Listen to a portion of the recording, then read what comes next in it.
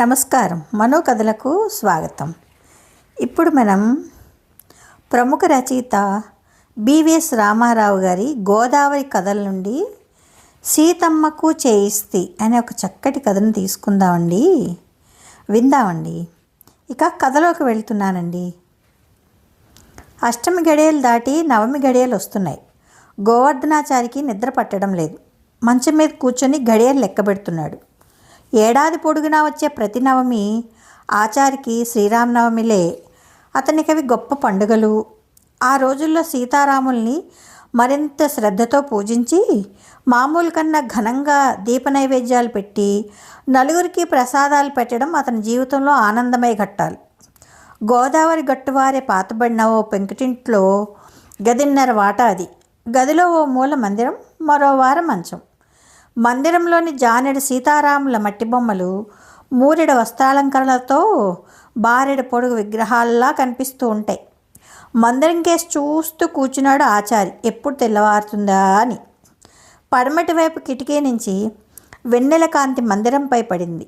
మెల్లగా తెర తొలగించినట్లు విగ్రహాలు మరి కాస్త స్పష్టంగా కనపడ్డాయి. అమ్మయ్య, ఇంకెంతో సేపు పట్టదు తెల్లవారడానికి అనుకున్నాడు. తెల్లవారుగానే పాత అలంకారాలు తీసేసి కొత్త అలంకారాలు చేయాలి విగ్రహాలకి. తను మస్తాన్ కుట్టించిన రంగురంగుల పట్టు వస్త్రాలతో ఎప్పుడెప్పుడు అలంకరించాలా అన్న తహతహ ఒక మూల, మస్తాన్ కుట్టిన బట్టలు సరిగ్గా సరిపోతాయా లేదా అన్న సందేహం మరో మూల అతని మనసు పీకుతుంది. మంచం కింద రేకు పెట్టే ఒకసారి తీసి చూద్దామనిపించింది. కానీ చప్పుడికి ఎక్కడ మహాలక్ష్మి లేస్తుందోనన్న భయంతో ఊరుకున్నాడు. సరిగ్గా కొలతలు తీసుకోరా అంటే బద్దగించాడు మస్తాను. నీ రాముల వారి కొలతలు నేను ఎరగనా అంటూ వెదవ. పాపం, వాడిని తిట్టకూడదు.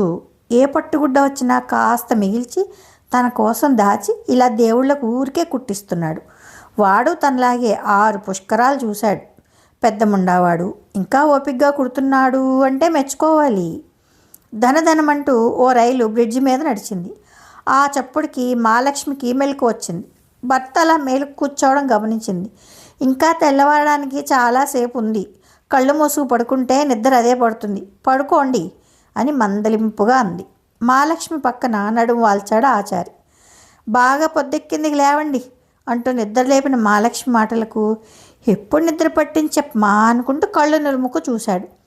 ఎదురుగా మందిరంలో సీతారాములు కొత్త బట్టలతో మెరిసిపోతున్నారు.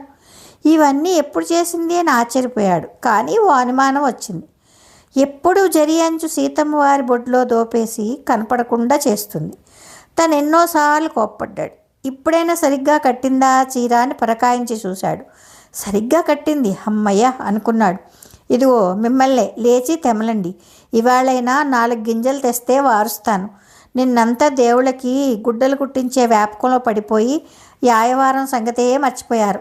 కాస్త ఓపిక తెచ్చుకుని ఇవాళైనా 4 గడపలు తొక్కండి. అలా పొస్తులుంటే మంచాన పడతాం. ఏకరు పెట్టింది మహాలక్ష్మి. రేవులో స్నానం చేసి మందిరం ముందున్న సెమ్మలో మరో ఒత్తి వెలిగించి సీతారాముల ప్రతిమల కేసి చూశాడు ఆచారి. రోజు కన్నా ఇవాళ మరింత అద్భుతంగా కనిపించాయి. తనివి తీరా రాముల వారి కేసి మరింత దగ్గరగా ముఖం పెట్టి చూశాడు. వెండి రేకుల కిరీటం, వెండి జంధ్యాలు తలతలా మెరుస్తున్నాయి. సీతమ్మ వారి కేసి చూశాడు. వెండి కిరీటం దిగున బోసి మెడ వెల్తిగా కనిపించింది. వదులుగా కట్టిన పసుపు తాడు చివర దాగి రాగి మంగళసూత్రాలు చిలుంపట్టి అస్సలు ఆనటం లేదు. సీతాదేవి అలంకారాలు సమతూకంలో లేవన్న అసంతృప్తి మొదలైంది. బరువుగా లేచి చూరులో ఉన్న పంచాంగాన్ని అందుకున్నాడు. తీసుకోండి అంటూ అందించింది మహాలక్ష్మి తోమిన రాగి చెంబును. అది అందుకుని మహాలక్ష్మి కేసి చూశాడు. బిగువగా కట్టిన నల్లపూసల దండతో మహాలక్ష్మి మెడ ఎంత అందంగా ఉంది. కళ్ళు మెరిశాయి. వాటిని చేత్తో తడవబోతూ మహాలక్ష్మి, ఈ పూసలు సీతాదేవికి. అర్థమైంది మహాలక్ష్మికి. అదేం కుదరదన్నట్టు అరచేత్తో మెడ దాచేసుకుంది. ఆమెకు తండ్రి ఎప్పుడో అన్న మాటలు గుర్తొచ్చాయి. పెళ్లిలో నిర్దిష్టమైన మంత్రం నల్లపూసల ధారణకే ఉందని, మంగళసూత్రం కట్టేటప్పుడు చెప్పే మంత్రం సంప్రదాయంగా వచ్చే ఓ తంతు మాత్రమేనని, అందుకే మెళ్ళో నల్లపూసలు పెళ్ళైన ఆడదానికి మహాపవిత్రం అన్న సంగతి. నేను ఇవ్వను, కావాలంటే మెళ్ళో పసుపుతో కొమ్ము తీసుకోండి ఖచ్చితంగా చెప్పేసింది. కాదు కూడదని వాదనలో దిగడానికి ఓపిక లేక, ఈ సోలసెంబు కాదు మానిక చెంబు ఇవ్వు, ఇవాళ ప్రసాదాలు అందరికీ పెట్టాలిగా అంటూ విసుక్కుని గోడవారే బిందె మీదున్న చెంబునందుకుని 4 అడుగులేసి వీధి గుమ్మం దాటాడు ఆచారి. అలా నల్లపూసలు అడిగిన భర్త అమాయకత్వానికి పళ్ళు లేకపోయినా చిగుళ్ళు కనబడేలా నవ్వుకుంది మహాలక్ష్మి. వీరాస్వామి గారి ఇంటి ముందు ప్రహారీ గుమ్మం దాటి ఖాళీ స్థలం అంతా నడిస్తే గాని మండువాలోకి అరుగులు రావు. చంకలో పంచాంగాన్ని, అరచేతుల మధ్య మానిక గిన్నెని మరి కాస్త బిగించి ప్రహారీ గుమ్మం దాటి నడవలోకి అడుగుపెట్టాడు ఆచారి. ఇంకా అరుగు చేరకుండానే 2 సార్లు సీతారామాభ్యాం నమః అన్నాడు. ఆ గొంతు వినడం కోసం ఉదయం నుంచి తహతహలాడుతున్న వీరాస్వామి గారు తలంటుకు నలుగు పట్టించుకుంటూ మధ్యలో ఆపి హడావుడిగా సింహద్వారం దాటి మెట్లు దిగి ఆచారి వైపు నడిచాడు. ఇవాళ నవమి, లక్ష్మీవారం అండి, రేవతి నక్షత్రం, 1:30 లగాయితు, 3 వరకు రాహుకాలం, ఇకపోతే వర్జం దుర్ముహూర్తాలు అంటూ చంకలో నుంచి పంచాంగాన్ని తీశాడు. అక్షరాలు ఆనవని తెలుసున్నా. వాటి సంగతి వదిలేయండి, నేను కట్టించిన కొత్త మోటార్ లాంచిని గోదాట్లోకి దింపాలి. ఇవాళ రేపట్లో మంచి ముహూర్తం ఉందేమో చెప్పండి అన్నాడు జబ్బపై అంటుకున్న సున్నిపిండి అరచేత్తో దులిపేస్తూ. ఇవాళొద్దు, రేపు దశమి శుక్రవారం భేషుగ్గా ఉంది, ఇకపోతే ఎల్లుండి ఏకాదశి కూడా మంచిదే. సన్యోషం ముందు కొబ్బరికాయ కొట్టించేయండి. అట్లానే కానిద్దాం, రండి కూర్చోండి అన్నాడు అరుగు మీద చాపరుస్తూ. ఓ సావిత్రమ్మ, ఆచార్య గారు వచ్చారు, ఆరి సంగతి చూసుకో అంటూ భార్యకి పురమాయించి లోనికి వెళ్ళిపోయాడు వీరాస్వామి. వంటింట్లో చెయ్యి ఊరుకోక సతమతమవుతున్న సావిత్రమ్మ ఆ కేక వినిపించి, ఇదిగో గౌరీ, ఆచార్య గారికి దోసెడు బియ్యం పొయ్యవమ్మా అని ఒక కరుపుతో కొత్త కోడలికి పురమాయించింది. రోజు పరగడుపునే చక్కగా జడేసుకుని మడత చీర కట్టుకొని ఇంకా నిద్రలేవని మొగుడిని లేపుతూ జడలాగించుకొని జుట్టు రేపించుకోవడం, కొంగులాగి చీర నలిపించుకోవడం మహాసరదా గౌరీదేవికి. ఆ ముచ్చట్లో ఉండగా అత్తగారి కేక వినబడింది. అదిరిపడింది గొప్ప చిరాకు. దానికి మించిన విసుగుతో విసురుగా సామాన్ల గదిలోకి వెళ్ళి పిడికెడు బియ్యంతో వీధిలో గుమ్మంలోకి వచ్చి అరుగు మీద చెతకలబడిన ఆచారి గారిని చూసింది. తాపీగా సేద తీర్చుకుంటున్న ఆచారి వాలకం చూసి ఒళ్ళు మండింది. ఏమయ్యా, ఇన్నేళ్ళు వచ్చా నీకు, ఈ ముష్టెత్తుకోకపోతే మరో పని చేసి బతకలేవు అంది ఉరుముతూ. నిర్ఘాంతపోయాడు ఆచారి.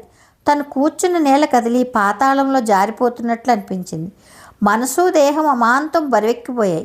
2 చేతులు అరుగు మీద గట్టిగా ఒత్తి తట్టుకునే ప్రయత్నం చేస్తున్నాడు. ఇందా పట్టు మరోసారి ఉరిమింది. అయోమయంగా ఆమె కేసి ఓ వెరిచూపు చూశాడు ఆచారి. పిడికెడు బియ్యం అరుగు మీద పోసి గిర్రిన లోపలికి వెళ్ళిపోయింది.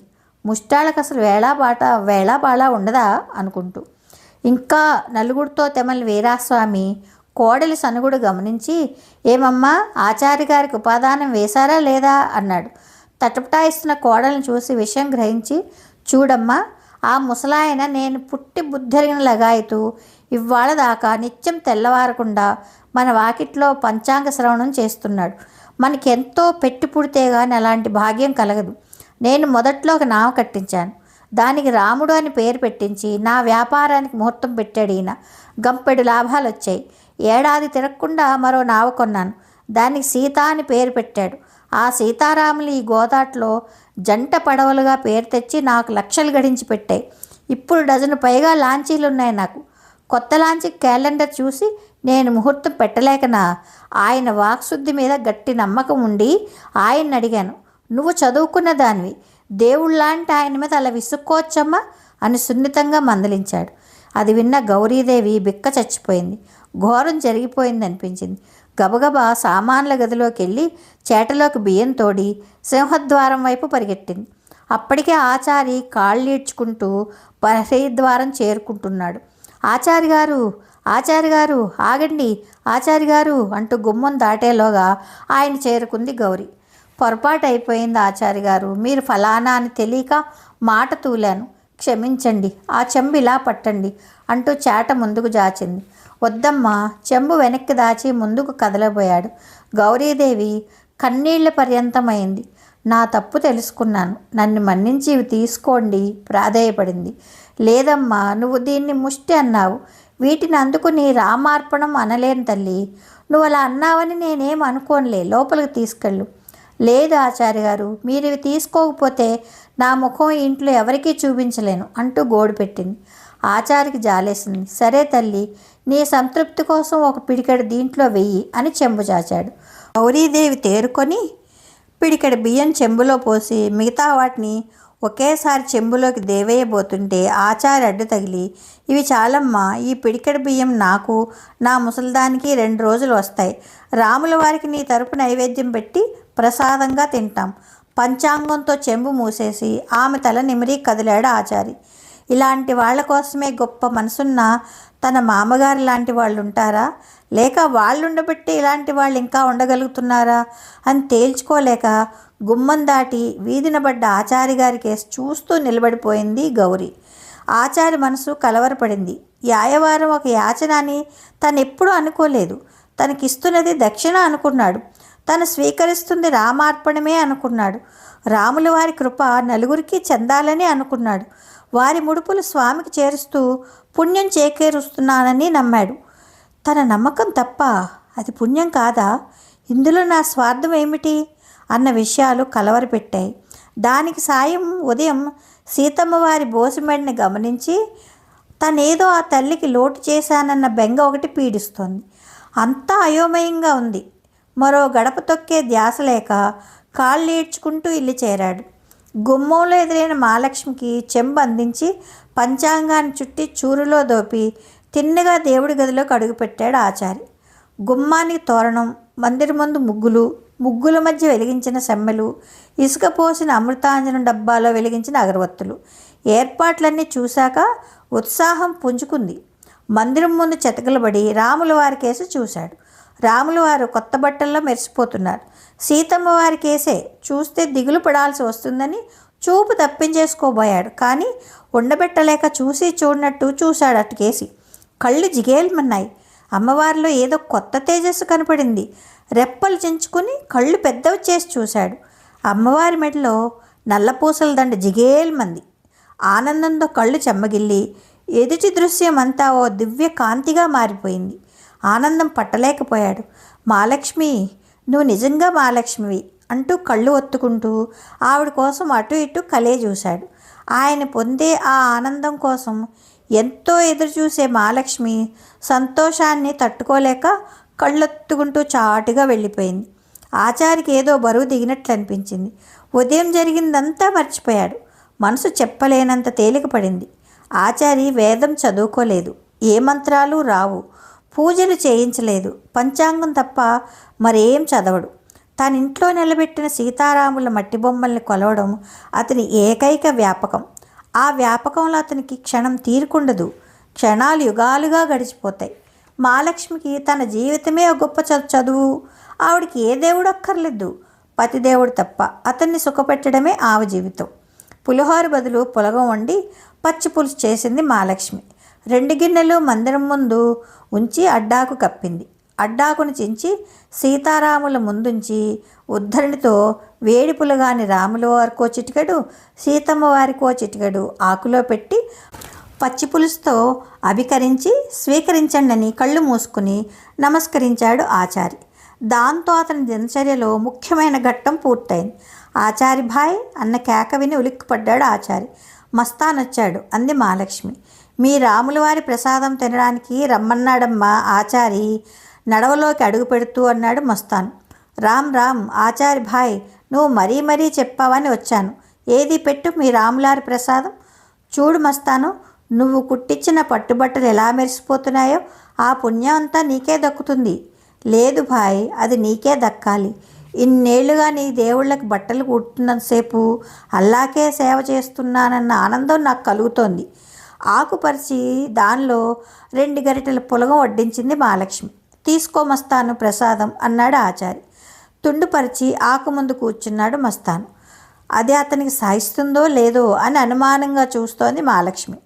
ముద్ద నమిలి వారెవ్వా, మా గొప్ప రుచిగా ఉంది భాయ్ ప్రసాదం, అమ్మయ్య అనుకుంది మహాలక్ష్మి. ఆకు ఊడ్చేయడం చూసి మరి కాస్త వడ్డించమని పురమాయించాడు ఆచారి. మరో 2 గరిటెలు వడ్డించింది మహాలక్ష్మి. ఆ కాస్త ఎందుకు మిగిల్చాలి, వేసేయమ్మా అన్నాడు మస్తాన్ గిన్నెలో అట్టడుగున ఉన్న పులగం చూసి. గిన్నె దిమ్మరించింది మహాలక్ష్మి. సాక్షాత్తు రాముల వారే దిగొచ్చి ఆరగిస్తున్నట్లు ఆనందపడుతున్నాడు ఆచారి. కళ్ళు చెమ్మగిల్లాయి. ఆఖరి ముద్ద నములుతూ మందరం కేసి పరకాయించి చూశాడు మస్తాన్. చూడు బాయ్, మీ తల్లికి చిలకాకు పచ్చ రంగు గుడ్డల మీద ఆ నల్ల పూసల దండలు నప్పలేదు. అయినా పూసలు నార్తో గుచ్చావేంటి? బంగారు తీగతో చుట్టిస్తే కొట్టొచ్చినట్టుండేది కదా అంటూ లేచాడు నవ్వుతూ, వేళాకోళం చేస్తూ. మహాలక్ష్మి గుండెల్లో రాయి పడింది. ఆ పూసలకి బంగారు తీగ చుట్టించంది ఈయనకి నిద్రపట్టదు. కొత్తది గొడవ తెచ్చిపెట్టాడు ఈ మస్తాను అని అసంతృప్తితో విగ్రహాల కేసి చూస్తూ కూర్చున్నాడు ఆచారి. సీతమ్మ వారు తన కేసు దిగులుగా చూస్తున్నట్లు అనిపించింది. కళ్ళు చెమ్మగిల్లాయి. చూపులకి శూన్యం ఏర్పడింది. మనసు బండబారిపోయింది. పెద్దాంజనేయ స్వామి గుడి పూజారిచ్చిన కొబ్బరి ముక్కల్ని గుజ్జు చేసి పాలు పిండిలు అందులో కాసిన నీళ్లు కలిపి 2 తులసి ఆకులు వేసి ఆపుకూరలో ఉద్ధరణితో కలుపుతూ ఆచారిని సమీపించింది మహాలక్ష్మి. ఆచారి వాలకం చూడగానే ఇట్టే విషయం అర్థమైంది మహాలక్ష్మికి. ఆ నల్లపూసలకి ఏ బంగారు తీగో చుట్టిస్తే గాని ఈయనకి హైరాణ వదలదని. ఇదిగో మిమ్మల్ని, ఈ కాసిన కొబ్బరి పాలు తాగండి, ఉదయం నుండి అలసిపోయారు అంటూ బలవంతాన ఆపుకూరని అందించింది. ఆ ఆపుకూర కింద పెట్టేసి అమ్మవారి మెళ్ళో నల్లపూసల దండ లాగి గుప్పెట్లో బిగించి మనసులో ఏదో ఖరారు చేసుకుని లేని ఓపిక తెచ్చుకుని లేచి వీధి గుమ్మం కేసి నడిచాడు ఆచారి. మహాలక్ష్మి భయపడినంతా జరిగింది. ఈయన మనసులో దొలిచేస్తున్న విషయం తాహతుకు మించింది. ఈ రోజుల్లో బంగారం కొనడం అంటే మాటలా? తమకున్న సర్వస్వం మీద చిన్న మెత్తు బంగారం రాదే. ఈయనకి అప్పనంగా ఎవరిస్తారు బంగారం? ఈ జాడ్యం ఆయన త్వరగా వదలాలని, ఏ అఘాయిత్యం జరగకూడదని 1000 దేవుళ్ళకి మనసులోనే మొక్కుకుంది మహాలక్ష్మి. తన భర్త అమాయకత్వం, వంకుపట్టు, మూఢభక్తి గురించి మనస్సు పరిపరి విధాలుగా బెదురుతోంది. వీధి తలుపు వేయడానికి కూడా ఓపిక లేక నులక మంచం మీద వాలిపోయింది. మస్తాన్ దర్జీ కొట్టు నేలబారు అడుగులతో అమరిన చిన్న గూడిలా ఉంటుంది. ఆ గూడు మధ్య గుడ్డ మాసికలు వేసిన పాత తుంగచాప మీద చేతి మిషన్ ఎదురుగా కాళ్ళు పక్కకు ముడుచుకుని కూర్చున్నాడు మస్తాన్. చుట్టూ గోడకి కట్టిన పురుకోస మీద రంగురంగుల గుడ్డలు, కుట్టినవి, కుట్టబోయేవి, పాతవి, కొత్తవి వేళ్లాడుతున్నాయి. కొట్టు ముందు అడ్డంగా కట్టిన దండం మీద తడిపిన చడ్డీ గుడ్డ ఒకటి వేళ్లాడుతూ కొట్టుని సగం మూసేసింది. మిగతా సగం కొట్టు చిరిగిన పాత గుడ్డలకు చవగ్గా మాసికలు వేయించుకోవడానికి నల్లమందు వీధి చివర పూసలు అమ్ముకునే ఆడపిల్లలతో నిండిపోయింది. వాళ్ళు ఖాళీ బుట్టలు కొట్టు ముందుంచి మస్తాన్ చుట్టూ మిఠాయి మీద వాళ్ళని ఈగల్లా మూగేశారు. దూరం నుంచి కొట్టుకేసి చూస్తున్నాడు ఆచారి. సద్దు మణిగాక మస్తాన్ని కలుసుకోవడానికి నిమిషాలు యుగాలుగా గడిచాయి ఆచారికి.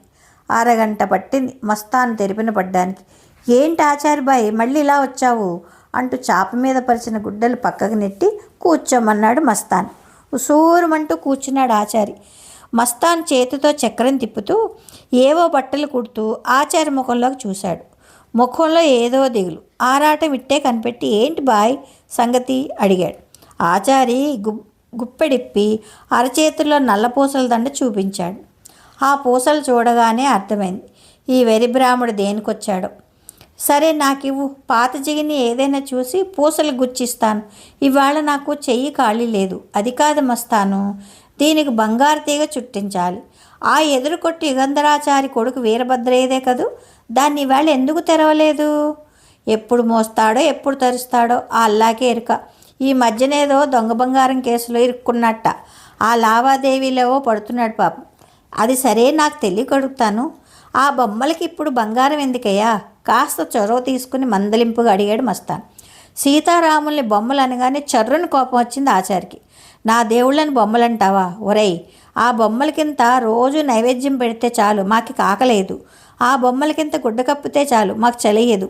ఆ బొమ్మలకి కాస్త హారతిస్తే చాలు, మాకే రోగాలు సోకవు, ఏమైలా అంటదు. నీకేం తెలుసు వాటి మహత్యం? దూదేకుల వెధవ్వి. మస్తాన్ నోరు మూసేసుకున్నాడు. ఆ దేవుణ్ణి ఏమైనా అంటే ఆచార్యలా రెచ్చిపోతాడని తెలుసు. ఇంతలో రోడ్డు అవతల వీరభద్రయ్య రిక్షా దిగి కొట్టు తాళం తీయడం చూశాడు ఆచారి. ప్రాణం లేచి వచ్చింది. నల్లపూసల్ని గుప్పెట్లో బిగించి పరుగులాంటి నడకతో ఎదురుగా ఉన్న బంగారం కొట్టు చేరాడు. వీరభద్రయ్య గళ్ళా పెట్టె ముందు కూర్చుని జేబులో సరుకు సొరుగులో పడేసి ఆచార్యని చూసి ఏం కావాలండి అని అడిగాడు. కొట్లో అడిగిపెట్టి గుప్పెట్లో నల్లపూసల్ని గల్లా పెట్టి మీద ఉంచి వీటి బంగారం తీగ చుట్టాలన్నాడు. పూసలు బాగా అరిగిపోయాయి, రంధ్రాలు కూడా పెద్దవయ్యాయి. తీగ చుడితే నిలవండి అన్నాడు పూసలు చూస్తూ. పర్వాలేదు, కాస్త మైనం ఎత్తి తీగ ఎంత సన్నందైనా సరే చౌకులో చుట్టి నాయనా. నాకిప్పుడు కుదరదు, ఓ 6 రోజులు పోయాక పట్టుకురండి. పూసలు వెనక్కి ఇచ్చేశాడు. ఇది తెవిలే బేరం కాదని. అది కాదు నాయనా, ఇది దైవ కార్యం, సీతమ్మ వారి విగ్రహం కోసం. ఆలస్యం చేయకూడదు, నీకు పుణ్యం ఉంటుంది. ఆ సీతారాములు నేను చల్లగా చూస్తారు. మంచి పనితనం ఉన్నవాడివి, నువ్వు పట్టుకుంటే ఇట్టే చేయగలవు. ఇదేదో ఖరారు బేరమే అనుకుని, సరే పాత బంగారం ఏమైనా తెచ్చారా అడిగాడు భద్రయ్య. లేదు నాయన, అది నువ్వే ఇవ్వాలి. దీనికి కనీసం 5-6 చిన్నాలు పడుతుంది. దైవ కార్యం అంటున్నారు కనుక పూసల తూకం ముందర ఇచ్చి బంగారానికి మజూరికి మాత్రం తీసుకుంటాను. దాదాపు 700-800 పైగా అవుతుంది. డబ్బు ఏదైనా అడ్వాన్స్ తెచ్చారా? నా దగ్గర డబ్బులు లేవు. ఆ బంగారాన్ని నాకు నువ్వు దానంగా ఇస్తే ఆ సీతమ్మ వారి మెళ్ళలో వేస్తాను. ఆవిడ కృపతో నీ కష్టాలు గట్టెక్కి ఏ నష్టం లేకుండా పైకొస్తావు నాయనా అని తాపిగా అన్నాడు. చిత్రంగా చూసి మా గొప్ప బేరం తెచ్చారు కానీ దయచేయండి అన్నాడు ఎగతాళి చేస్తూ భద్రయ్య. అలా అనుకున్న ఆయన, నీ తండ్రి యుగంధరాచార్యని నేను ఎరుగుదును. మంచి పనివాడైనా పాపం బంగారం కాజేస్తాడనే పేరు తెచ్చుకున్నాడు. ఆ పాపం అతని పరలోకంలో వేధించకుండా ఉంటుంది. ఆయన పేరు మీద ఈ మంచి కార్యం కోసం నాకు ఇంత బంగారం దానం చేస్తే అనుకున్నది సూటిగా చెప్పేశాడు. భద్రయ్యకు ఒళ్ళు మండింది. ముందు నా కొట్టు దిగండి అని కసిరాడు. కోప్పడకు నాయనా, ఇందులో నా స్వార్థం ఏమీ లేదు. కన్న కొడుకుగా ఆ లోకంలో ఉన్న నీ తండ్రికి ఉత్తమ గతుల గురించి ఆలోచించడం నీ ధర్మం.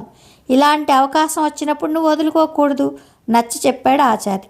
ఈయనెవడో వెర్రాళ్ళ ఉన్నాడని ఖరారు చేసుకుని ధర్మకాటా బాపతు 2 బేరాలు హడావుడిగా చూసి కొట్టు మూసేస్తే కానీ ఈయన వదులుచుకోలేమనుకుని, లెండి నడవండి అని ఆచార్యని గదమాయించి పూసల్ని బలవంతాన ఆయన చేతుల్లో పెట్టి కొట్టుకు తాళం వేసి ఇంటికేసి నడిచాడు భద్రయ్య. అడుగులో అడిగేసుకుంటూ అతను వెంబడించాడు ఆచార్య. పక్క వీధిలో 2వ సందులో మొదటిల్లే భద్రానిది. వెనకే వస్తున్న ఆచార్య ఉనికి గమనించి వడివడిగా నడిచి ఇంట్లోకి దూరిపోయాడు భద్రం. ఆ అరుగు మీదే చతికిలబడ్డాడు ఆచార్య. చీకటి పడింది. దీపాలు ఎట్టేశారు. ఇంకా ఆయన తిరిగి రాలేదు ఏమిటా అని ఆరాటపడింది మహాలక్ష్మి. అప్పుడప్పుడు ఆయన ఇలా ఆలస్యంగా రావడం రివాజే. కానీ ఇవాళ పరిస్థితి వేరు. పస్తుల మీద పస్తులుంటూ పచ్చి మంచినీళ్ళు కూడా ముట్టుకోలేదు ఆయన. ఆ ఆరాటం తట్టుకోలేక తలుపు జారేసి మస్తాన్ కొట్టుదాకా నడిచింది. మస్తాన్ కొట్టు మూసేసింది. తిరిగి వెళ్ళడానికి మనస్కరించలేదు.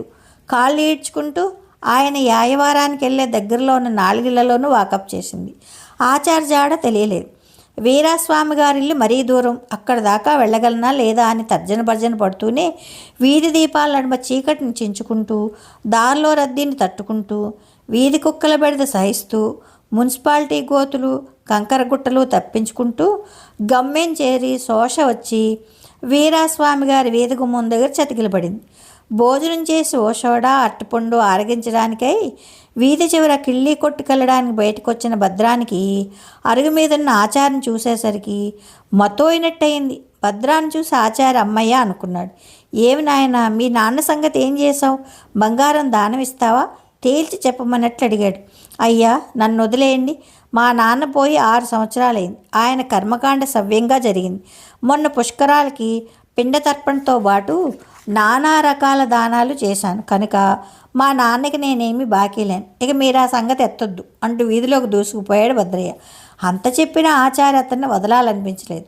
అరుగు మీద చతికిలబడి శూన్యంలోకి చూస్తూ కూర్చుండిపోయాడు. తిరిగొచ్చిన భద్రం ఆచార్యని చూసి ఆశ్చర్యపోయాడు. ఇక లాభం లేదనుకుని, సరే పంతులు, మీరు ఇదవుతున్నారు కాబట్టి మజూరీ తీసుకోను, బంగారం ధర మట్టుకు తెచ్చుకోండి. ఆచార్యకి విసిగేసింది. బంగారం ధర అంటావేంటి బాబు? బంగారం దానం చేసి పుణ్యం కట్టుకోమంటే సీతమ్మ వారికి చిన్నమెత్తి బంగారం ఇచ్చుకోవాలని దరిద్రుడు కాదు నువ్వు. చాలు చెల్లవయ్యా. విగ్రహాలకి నగలు చదివించాలంటే శివాలయంలో ఏ అమ్మవారి విగ్రహానికో చేయిస్తాను కానీ నీకు చస్తే ఇవ్వను, వెళ్ళిరా చిరెత్తిపోయాడు భద్రయ్య. ఆ గుడి పూజారుల స్వార్థం నీకేం తెలుసు? కుర్రవాడివి. గుడి పక్కన గానుగు పెట్టించి కొబ్బరి నూనె అమ్ముకుంటున్నారట. పైగా నేను సంగతి విన్నాను, పెద్ద పూజారి ఆ తెరుకుల దాన్ని ఉంచుకున్నట్టు కూడాను. అలా మైలపడ్డ గుడికి దానం చేస్తే బెడిసి కొట్టగలదు నాయన.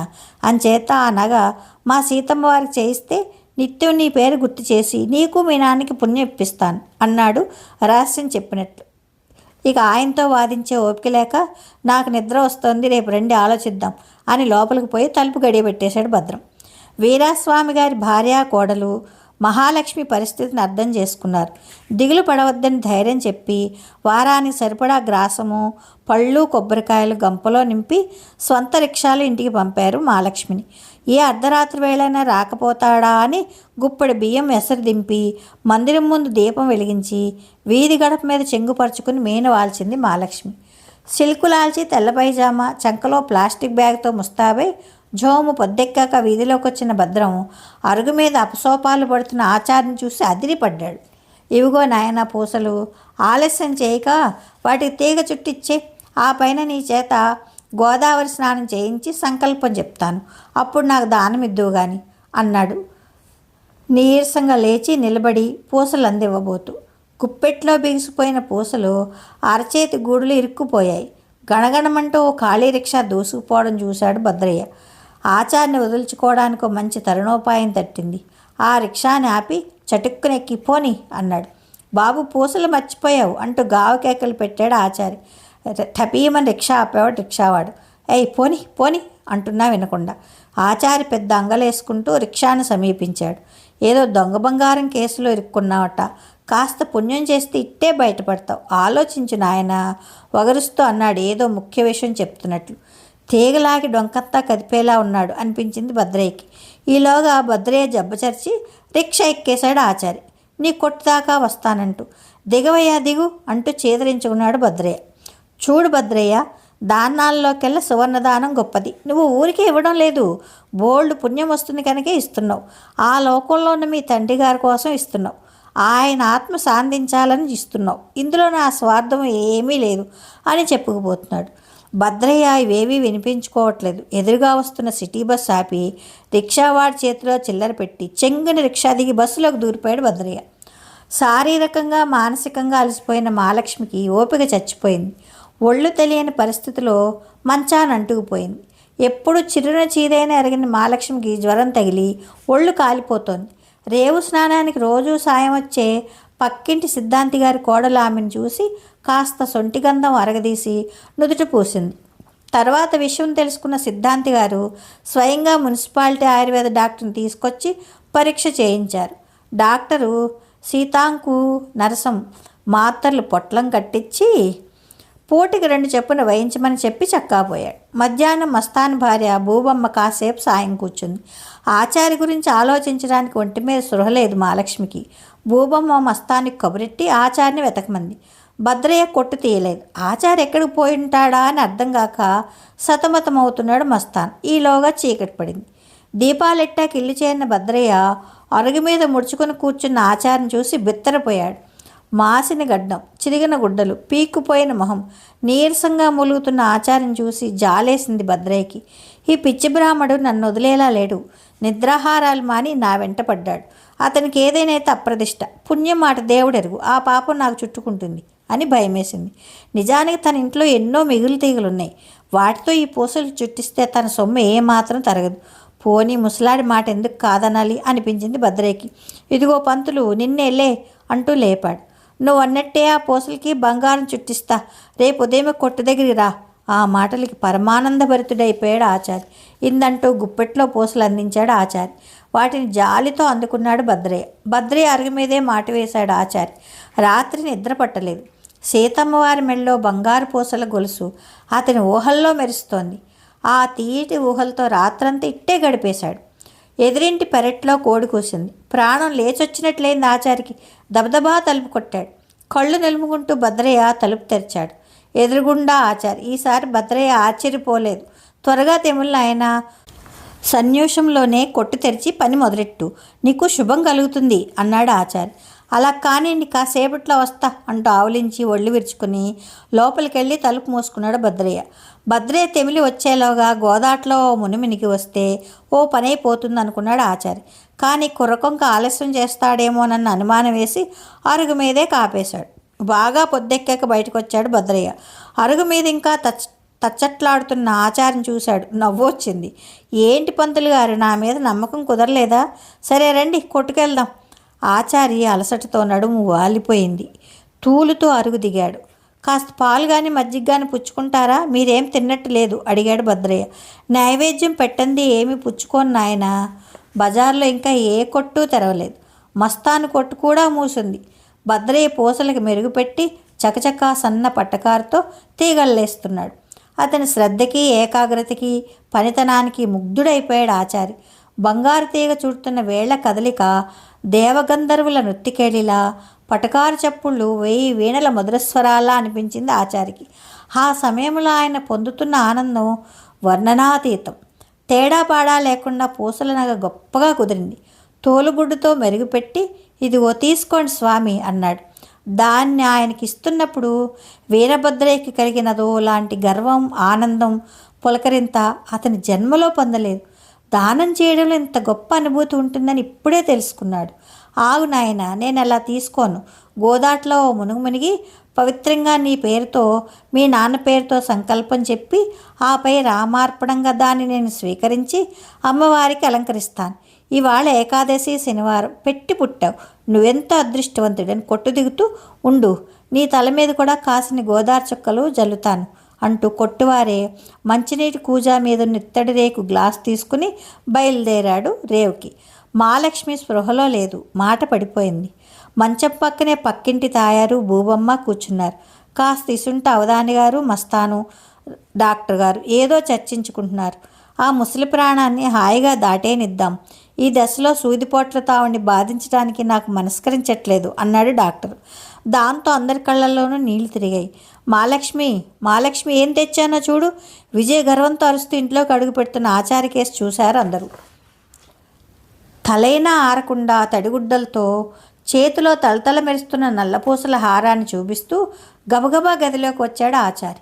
అతని వాలకం చూసి స్తబ్దులైపోయారు అందరూ. మంచాన్ని అంటిపడున్న మహాలక్ష్మిని గమనించి విషయం కాస్త అర్థమై, నీకేం భయం లేదు మహాలక్ష్మి, నేను వచ్చేసాగా అన్నాడు. మంచం చుట్టూ మోగిన వాళ్ళు విచిత్రంగా చూసి మంచవారే చతికిలబడి వణుకుతున్న చేతులతో మహాలక్ష్మి చెంప నిమిరాడు. మహాలక్ష్మి స్పృహలోకి వచ్చింది.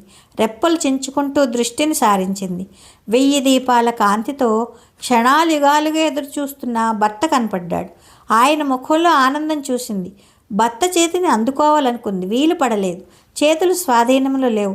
చూడు మహాలక్ష్మి, నీ నల్లపూసలు ఎలా మెరిసిపోతున్నాయో, అలా సీతమ్మ వారిని చూడు, వీటి కోసం ఎలా ఉవ్విళ్ళూరిపోతోందో. అవునన్నట్లు తలూపింది మహాలక్ష్మి మెప్పుకోలతో మరింత ఉత్సాహంగా, ఉండు ఆవిడ మెడలు ఇది వేసొస్తా అంటూ గదిమూలనున్న మందిరం కేసి నడిచాడు. తను తెచ్చిన నగ చూసి సీతాదేవి పడుతున్న ఆనంద పరవళ్ళు స్పష్టంగా కనిపించే ఆచారికి. ఆలస్యం చేసి ఆమెని ఊరించడం భావ్యం కాదనుకుని హారాన్ని ఆమె మెడలో వేసేశాడు. హిమాలయాన్ని మించిన బరువు దిగిపోయింది ఆచారి మనసులో. ఇంతవరకు ఒక లక్ష్యం సాధించాలనుకున్న అతని మనసు శారీరక బాధలకు అతీతం చేసి నిద్ర, ఆహారం, అలసట వగైరాలను మర్చిపోయేలా చేసింది. ఇప్పుడు ఆ లక్ష్యం నెరవేరి మనస్సు విశ్రమించగానే శారీరక బాధలన్నీ అమాంతం దండెత్తి అతన్ని ఒక్కసారిగా కృంగతీశాయి. దాంతో భరించలేని నీరసం ఆవరించింది. గోడకి జార్లబడి కళ్ళు మూసుకున్నాడు. ఇదంతా ఓ నాటకంలా చూస్తున్న అవధానికి ఒళ్ళు మండి, ఏమయ్యా గోవర్ధనం, ఏళ్ళు నిండాయి, నీకు బుద్ధి జ్ఞానం ఉండద్దు? ఆ ముసలావిని కనిపెట్టుకుండాలని ఇంగితం లేకపోయింది నీకు. నీ కోసం వెతికి అల్లల్లాడిపోయి ఎలా చావు నెత్తి మీదకి తెచ్చుకుందో చూడు. ఈ బొమ్మకి నగ ముఖ్యమా? నీ పెళ్ళాం ప్రాణం ముఖ్యమా? మనిషి జన్మ ఎత్తినందుకు మనిషిలా ఉండాలయ్యా. అచ్చోసిన ఆంబోతులా రోజుల తరబడి వీధిన పడ్డానికి నువ్వేమైనా చిన్నపిల్లాడివా? ఇప్పుడు ఆ బొమ్మలొచ్చి ఈవిడ రోగం కుదురుస్తాయా? జీవితం అంటే బొమ్మలాట అనుకున్నావా అంటూ కేకలేస్తూ చిర్రెత్తిపోయాడు అవధాని. మస్తాన్ ఎంత వారించినా వినకుండా. ఆ మాటలు కన్ను కఠోరంగా వినిపించే మహాలక్ష్మికి వారించడానికి తల ఊపి దిమ్మెత్తిపోయింది ఆమెకు. తన భర్త మనస్తత్వం బాగా తెలుసు. మాట పడలేడు. చివాట్ల అస్సలు సహించలేడు. ఇన్ని మాటలు ఎట్లా భరించగలుగుతున్నాడా అని హడిలిపోయి నిస్సహాయ స్థితిలో విలవిల్లాడిపోయింది. అవధాని మాటలు శూలాల్లా గుచ్చుకునే ఆచారిని. వాటిని భరించే శక్తి లేకపోయింది. మెదడు మొద్దుబారిపోయింది. గొంతు పెడిచికట్టుకుపోయింది. అయినా ఉక్రోషంతో ఏదేదో అన్నాడు. అది సంధి ప్రేలాపనలా వినిపించాయి. దుఃఖం ముంచుకొచ్చింది. బోరుని ఏడ్చేశాడు. ఆచారి కంటతడి పెట్టడం ఇన్నేళ్ల కాపురంలో ఎప్పుడు చూడలేదు మహాలక్ష్మి. ఇది చూడ్డానికైనా తానింకా బతికున్నానని కుమిలిపోయింది. ఆచారి మనస్తత్వం చిన్నప్పటి నుంచి ఎరిగిన మస్తాను అతను పడుతున్న బాధ ఎలాంటిదో ఊహించుకోగలిగాడు. ఊరుకో ఆచారి బాయ్, ఆయన మాటలు పట్టించుకోకు. నిజంగా ఈ రాముల వారే మిమ్మల్ని కాపాడుతాడు. చూడు, నేను కుట్టించిన ఆ చీర మీద ఆ పూసల దండ ఎలా మెరిసిపోతోందో అంటూ ఆచారి దగ్గర కూర్చొని భుజం మీద చెయ్యి వేసి ఓదార్చాడు. ఆచారికి మరింత దుఃఖం పొర్లుకొచ్చింది. ఇన్నాళ్ళుగా ఈ దేవుళ్ళని నేను కొలుస్తున్నాను. మేము పస్తులున్న నైవేద్యాలు పెడుతున్నాం. ఈ దేవుళ్ళు నా మహాలక్ష్మికి అన్యాయం చేస్తారా? నువ్వే చెప్పు మస్తాను అన్నాడు, తెరలు తెరలుగా వస్తున్న ఏడుపు మధ్య డెక్కుతూ. చచ్చా ఊరుకో, నువ్వెన్నోసార్లు చెప్పావు నీ దేవుళ్ళ ముందు దీపం వెలిగిస్తే మీకే రోగాలు అంటవని, ఏ కీడు రాదని. చూడు, ఆ దేవుళ్ళు ఎలా చీకట్లో ఉండిపోయారో. లేచి దీపం పెట్టు, మహాలక్ష్మమ్మ జబ్బు తగ్గిపోతుంది. నువ్వేం భయపడకు అన్నాడు మస్తాను బలవంతాన్ని అతన్ని మందిరం ముందు కూర్చోబెట్టు. మస్తాను సాయంతో సెమ్ములో జ్యోతులు వెలిగించాడు ఆచారి. కన్నీళ్లతో నిండిన నేత్రానికి వాటి కాంతి మసగ్గా ఉండి సీతారాముల విగ్రహాలు అలుక్కుపోయినట్లు కనబడుతున్నాయి. మొద్దుబారిన మనసుతో స్తబ్దుడైపోయాడు ఆచారి. కొన్ని క్షణాలు నిశ్శబ్దంగా గడిచాయి. భర్త అనుభవిస్తున్న అయోమయ స్థితిని చూసి సహించలేకపోయింది మహాలక్ష్మి. పైగా అక్కడున్న కొందరు ఆయన దోషిగా చూస్తున్నారు. ఆమె భర్త నిష్కల్మష హృదయం వారికి అర్థం కాదు. అహర్నిశలు ఆ విగ్రహాలే తన సర్వస్వంగా భావించాడు. అవే తమకి కొండంత అండని నమ్మాడు. అవే తమని సర్వదా కాపాడుతున్నాయని విశ్వసించాడు. ఆమె దృష్టిలో అవి కేవలం మట్టి బొమ్మలే కావచ్చు, కానీ భర్త తృప్తి కోసం దేవుళ్ళుగానే కొలిచింది. సాగమనం ఆమె నేర్చుకున్న విద్య, దాన్ని నిత్య జీవితంలో పాటించింది. తనకిప్పుడు ప్రాణం మీదకి వచ్చింది. ఈ దశలో తను కోలుకుని లేచి కూర్చోవడం అసాధ్యం. అయినా తన భర్త నమ్మకాలు వమ్ము కాకూడదని ఊగిసలాడుతున్న ప్రాణాలని పిడికెట్లో బిగించింది. తిమ్మిరెక్కిన చేతులకి కదలిక వచ్చింది. ఊపిరి బిగబట్టి నవనాడుల్ని సంధించి నడుము లేపింది. కానీ శక్తి జారి వెనక్కి వాలిపోయింది. మరోసారి గట్టి ప్రయత్నం చేసింది. మంచానికి అరచేతులు దన్నుపెట్టి అమాంతం ఒక కూపులో ముందుకు తూలి కూర్చుంది. కొన్ని క్షణాలు ఆయాసపడింది. మహాలక్ష్మి లేచి కూర్చోవడం చూసి అందరూ ఆశ్చర్యపోయారు. చూడు బాయ్, మహాలక్ష్మమ్మ లేచి కూర్చుంది అన్న మస్తాను మాటకి ఆచారి లోకంలో పడ్డాడు. మహాలక్ష్మి కాలు కదిపి ముందుకు డేకడానికి ప్రయత్నిస్తోంది. అది చూశాడు ఆచారి. ఆనందంతో కళ్ళు వర్షించే, రా మహాలక్ష్మి రా అని చేతులు చాపాడు. మహాలక్ష్మి తూలుతూ కాళ్ళు నేల కాంచింది. లే మహాలక్ష్మి లే, మనం నమ్మిన దేవుళ్ళు దగా చేరు, భక్తావేశంతో అరిచాడు ఆచారి. ఉన్న శక్తినంతా చేతుల్లో కూడగట్టుకుని శ్వాస ఒక్కసారి బిగించి లేచింది. ఆచారికి వెర్రి ఆనందం వేసింది. అడుగు ముందుకై మహాలక్ష్మి, నీకే జబ్బు చేయలేదు. ఊగిపోతున్న శరీరాన్ని చేతులు చాచి స్థిరత్వం పుంజుకుని మెల్లిగా ఒక అడిగేసింది. జై శ్రీరామచంద్ర అన్నాడు ఆచారి. మహాలక్ష్మిలో ఆత్మవిశ్వాసం పెరిగింది. మరో అడుగు ముందుకేసింది. ఆ దృశ్యాన్ని చూసి అందరూ నిశ్చేష్టులైపోయారు. ఆమె వేస్తున్న అడుగుల శబ్దము కోటి గొంతుకులతో రామనామాన్ని వింటున్నట్లు అనిపించి తను గొంతు కలిపాడు ఆచారి. మహాలక్ష్మి ఏదో దివ్యశక్తి నడిపిస్తున్నట్లు మరోసారి 7 అడుగులు వేసి ఆచారి చెయ్యి అందుకుంది. ఆచారి ఆనంద పరవశంతో ఆమెను తన బంధాల్లోకి తీసుకున్నాడు. ఇది చూస్తున్న మస్తానికి ఆశ్చర్యం, ఆనందం ఒకేసారి ముంచెత్తాయి. చేతులెత్తి పైకి చూస్తూ, పంతులు, నువ్వెన్నోసార్లు అన్నావు ఇవి బొమ్మలు కావు దేవుళ్ళని. అవునయ్యా, ఇవి నిజంగా దేవుళ్ళే. వీటిని బొమ్మలు అనుకున్న వాళ్లే ఒట్టి మట్టి బొమ్మలయ్యా అన్నాడు శూన్యంలోకి చూస్తూ. అవునన్నట్లు తల ఊపాడు ఆచార్య అంగవస్త్రంతో కళ్ళు ఒత్తుకుంటూ. సీతారాముల విగ్రహాల ముందు రెపరెపలాడుతున్న 2 జ్యోతులు నిలదొక్కుని కాంతినిచ్చాయి. గోదాట్లో పాత కెరటం వెనకే మరో కొత్త కెరటం లేచింది. కథ సమాప్తం. ఎంత బాగుందండి కథ. నిజంగా చాలా ఆనందంగా ఉంది మనసుకైతే నాకు. ఈ కథ ఆంధ్రజ్యోతి వారపత్రికలో 22/4/1994 ప్రచురించారండి.